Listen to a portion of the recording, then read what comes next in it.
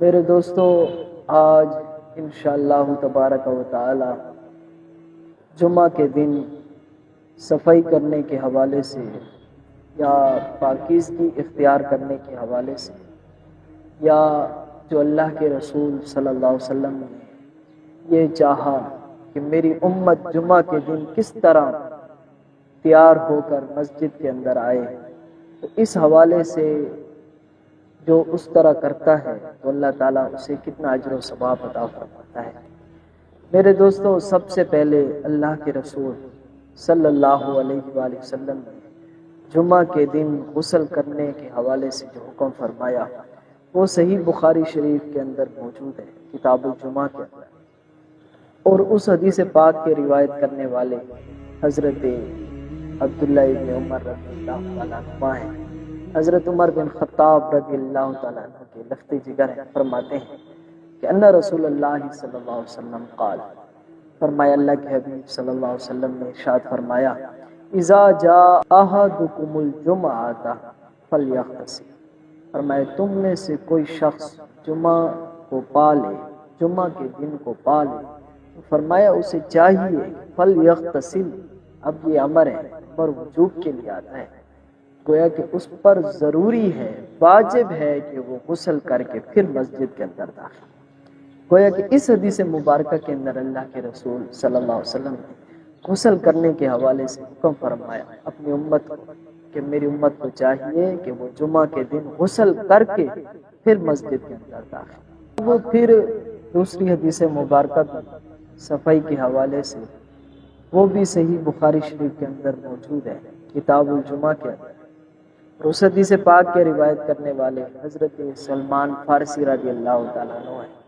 بیان کرتے ہیں قال قال النبی صلی اللہ علیہ وسلم، فرمایا اللہ کے حبیب صلی اللہ علیہ وآلہ وسلم نے ارشاد فرمایا، لا یغتسل رجل یوم الجمعہ، فرمایا میرے امتیوں ہمیشہ یاد رکھنا جمعہ کے دن غسل کر کے آنا، اور آگے فرمایا وَيَتَطَهَّرُ مَا اسْتَطَاعَ مِن طُهْرٍ، فرمایا پھر جتنی بھی استطاعت ہو وہ خوب پاکیزگی حاصل کرے، اچھی طرح وہ پاک صاف ہو کر مسجد کے اندر آئے۔ پھر آگے اللہ کے رسول صلی اللہ علیہ وسلم نے فرمایا وَيَدْهِنُ مِن دُهْنٍ، فرمایا پھر اسے چاہیے کہ وہ تیل لگا کے بالوں کے اوپر، داڑھی کے اوپر تیل لگا کر آئے۔ پھر آگے فرمایا وَيَمْسَحُ مِن طِيبِ بَيْتِهِ، فرمایا پھر اسے چاہیے کہ وہ گھر سے خوشبو لگا کے مسجد کے اندر آئے، اور آگے فرمایا اللہ کے رسول صلی اللہ علیہ وسلم ثم یخرج فلا یفرق بین الاثنین،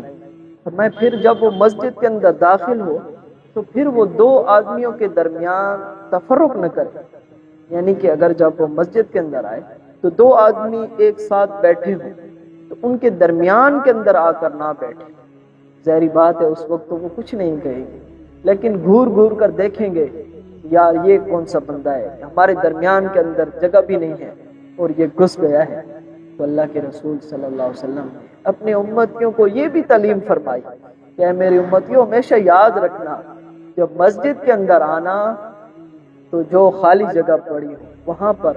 آرام سے آ کر بیٹھ جانا۔ اور پھر اللہ کے رسول صلی اللہ علیہ وسلم نے آگے کیا فرمایا، ثم یصلی ما کتب لہ، فرمایا پھر اس کے جو ذمے کے اندر نماز ہے وہ نماز ادا کرے، اور پھر فرمایا ثم ینصت اذا تکلم الامام، فرمایا پھر اسے چاہیے کہ وہ خاموشی کے ساتھ خطبوں کو سنے، دو خطبے جو امام دیتا ہے اسے خاموشی کے ساتھ سنے،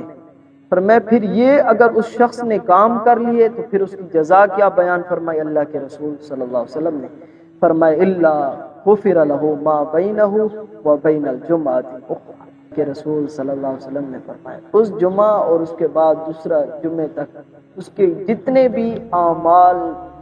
کی جتنے بھی گناہ ہوں گے اللہ تعالیٰ ان تمام گناہوں کو معاف فرما دے۔ اب یہ سنیں کتنا بڑا اجر و ثواب ہے، اللہ کے رسول صلی اللہ علیہ وسلم نے فرمایا کہ یہ کچھ باتیں ہیں، غسل کر کے آنا، تیل لگا کے، پھر خوشبو گھر سے لگا کے، پھر جب مسجد کے اندر آئے تو وہ ایک دوسرے لوگوں کو پھلانگتا ہوا نہ آئے، کسی دو آدمی بیٹھے ہیں ان دو آدمیوں کے درمیان میں نہ بیٹھ جائے، پھر اللہ کے رسول صلی اللہ علیہ وسلم نے فرمایا اگر وہ خاموشی کے ساتھ خطبوں کو سن لے تو فرمایا اللہ تعالیٰ اس جمعہ اور اس کے بعد اس سے پہلے والے جمعے کے درمیان جتنے بھی گناہ ہوں اللہ تعالیٰ اپنے کرم اور فضل سے ان تمام گناہوں کو معاف کرے۔ یہ اتنا بڑا اجر و ثواب ہے۔ اللہ تعالیٰ سے دعا ہے کہ اللہ تعالیٰ ہمیں بھی اس طرح تمام احکام پر عمل کرنے کی توفیق عطا فرمائے۔ تو اللہ تعالیٰ سے دعا ہے کہ اللہ تعالیٰ ہماری بھی بخشش و مغفرت فرمائے۔ وآخر دعوانا الحمدللہ۔